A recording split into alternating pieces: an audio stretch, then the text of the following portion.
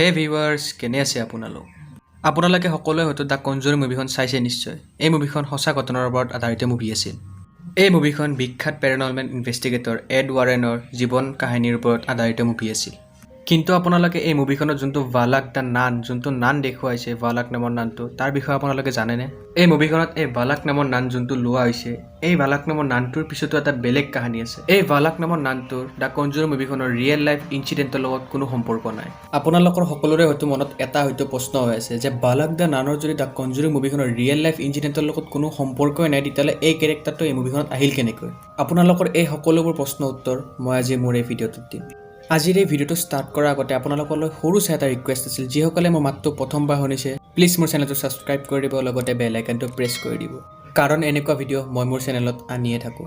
তেনেহ'লে কোনো সময় নষ্ট নকৰি আজিৰ আমাৰ এই ৰিভিউটো ষ্টাৰ্ট কৰোঁ। বন্ধুসকল, এড আৰু লৰেন ৱাৰেন বিশ্বৰ বিখ্যাত পেৰানৰ্মেল ইনভেষ্টিগেটৰৰ ভিতৰত এজন আছিল। তেওঁলোকে ইনভেষ্টিগেট কৰা কেছসমূহৰ ওপৰত ভিত্তি কৰি কেইখনমান মুভিও ৰিলিজ হৈছিল। তাৰে ভিতৰত দুখন মুভি হৈছে দ্য কনজুৰিং আৰু দ্য এমিটিভিলে হৰৰ। বন্ধুসকল, আপোনালোকক ইয়াৰে মাজতে জনাইছোঁ যে আপোনালোকে যদি দ্য এমিটিভিলে হৰৰ মুভিখনৰ ফুল মুভিৰ এক্সপ্লেনেশ্যন বিচাৰে অসমীয়া ভাষাত, তেতিয়াহ'লে মোক কমেণ্টত প্লিজ জনাব। বন্ধুসকল, আপোনালোকে হয়তো এটা কথা জানে যে মুভিবোৰত যিবোৰ কথা দেখায় সেইবোৰ সকলোবোৰ সত্য নাথাকে। ঠিক তেনেদৰে দেখুওৱা দ্য কনজুৰিং মুভিখনত ৱালাক নামৰ নামটো এড আৰু লৰেন ৱাৰেনে ইনভেষ্টিগেট কৰা পেৰানৰ্মেল কেছসমূহৰ লগত কোনো সম্পৰ্ক নাই। তেনেহ'লে এই নামটো এই মুভিখনত আহিল কেনেকৈ? মাইথলজিৰ মতে চাবলৈ গ'লে ৱালাক এটা সৰু বাচ্ছাৰ দৰে, আৰু তাৰ পিঠিত দুখন পাখি আছে, আৰু সি দুখন মুখ থকা ড্ৰেগনৰ পিঠিত উঠি যাত্ৰা কৰি থাকে। ৱালাকৰ তাত বহুতো শক্তি থাকে, আৰু সি লুকাই থকা খাজানাসমূহ বিচাৰি উলিয়াব পাৰে।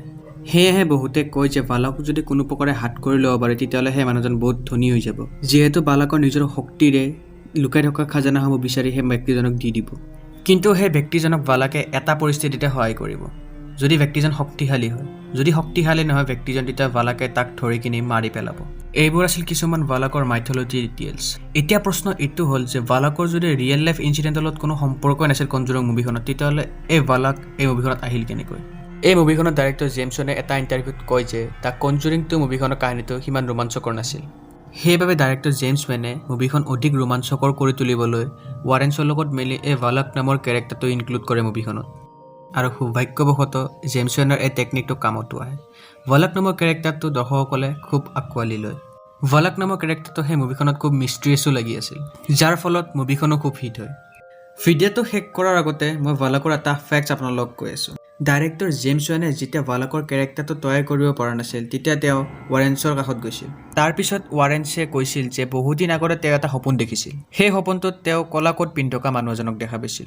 সেই ক'লা কোট পিন্ধি থকা মানুহজনে ৱাৰেন্সক কৈছিল যে তেওঁ যিবোৰ কাম কৰি আছে এইবোৰ সকলোবোৰ এৰি দিয়ক। ৱাৰেন্সে সপোনত দেখা ব্যক্তিজনৰ কাপোৰটো আৰু তেওঁৰ মুখখন সম্পূৰ্ণৰূপে এই নানটোৰ লগত মিলিছিল। এনেকৈয়ে এই ৱালাক নামৰ নানটোৰ কেৰেক্টাৰটো তৈয়াৰ কৰা হৈছিল। বন্ধুসকল, আজি ভিডিঅ'টো যদি ভাল লাগিছে প্লিজ লাইক কৰিব, শ্বেয়াৰ কৰিব আৰু চেনেলটো ছাবস্ক্ৰাইব কৰিব, লগতে বেল আইকনটো প্ৰেছ কৰি দিব। প্লিজ চেনেলটো ছাবস্ক্ৰাইব কৰি দিব, কাৰণ ছাবস্ক্ৰাইব কৰিলে কোনো পইচা নাযায়। আপোনালোকে যদি মোক ছাবস্ক্ৰাইব কৰি সাহস দিয়ে, তেতিয়া মই আগলৈও এনেকুৱা হৰৰ মুভি ৰিভিউ আপোনালোকৰ অসমীয়া ভাষাত আনি থাকিব পাৰিম।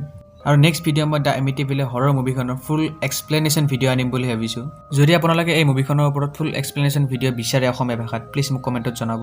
আৰু অন্য কিবা মুভিৰ বিষয়ে আপোনালোকে যদি জানিব বিচাৰে মোক কমেণ্টত প্লিজ জনাব। তেতিয়ালৈ ঘৰত থাকক, সুৰক্ষিত থাকক আৰু আশে পাশে মলম বিলাই থাকক।